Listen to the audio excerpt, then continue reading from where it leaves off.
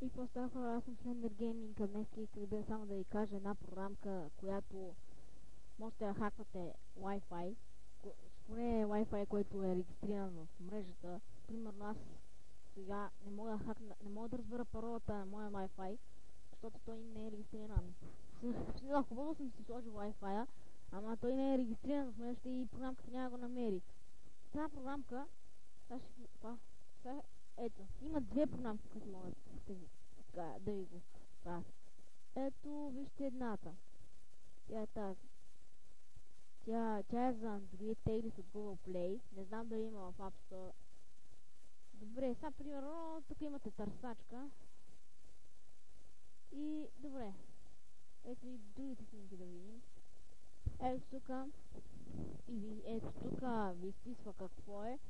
Името, дали има на човека е тук, да, тук е човека. Човекът и тук дали има парола или няма. Ако ви изпише Open Wi-Fi No Password, значи няма парола и е отворен Wi-Fi. Ако ви изпише password две точки, ето тук например е скрито, за да не се го виждат хората, трябва да си изтеглите програмката. Така, това не знам какво. И сега. Добре, сега ще ви покажа и другата програмка. Момент само. Аз в принцип сега съм от компютъра в Google Play.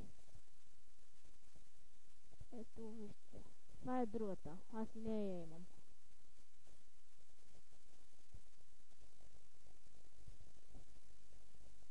Това на мен поне ми върши голяма работа.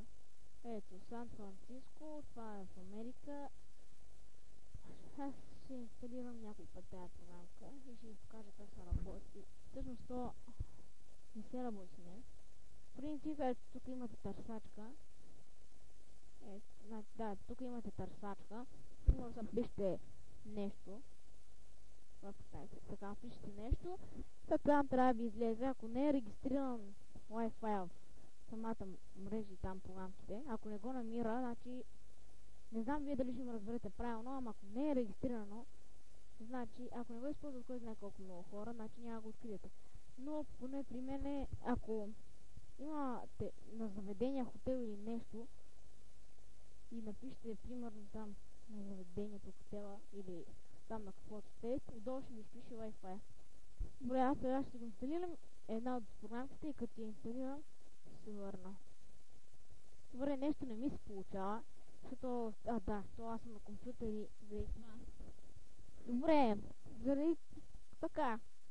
Добре, програмките ще ви дам линк в описанието за Google Play. Ако ме гледате от телефон, за Google Play ще ви дам линк за двете програмки. Едната е тази. Те са почти едни и същи. Ето вижте. Другата е по-модерна. Добре, в описанието ще ви дам линк за програмките, които тези програмки аз ги използвам. За Android са. Добре, аз бях Slender Gaming и надявам съм да съм ви помогнал. Ако сте така, ударете по един лайк и един subscribe. Ако съм... Добре, аз бях Slender Gaming и до скоро.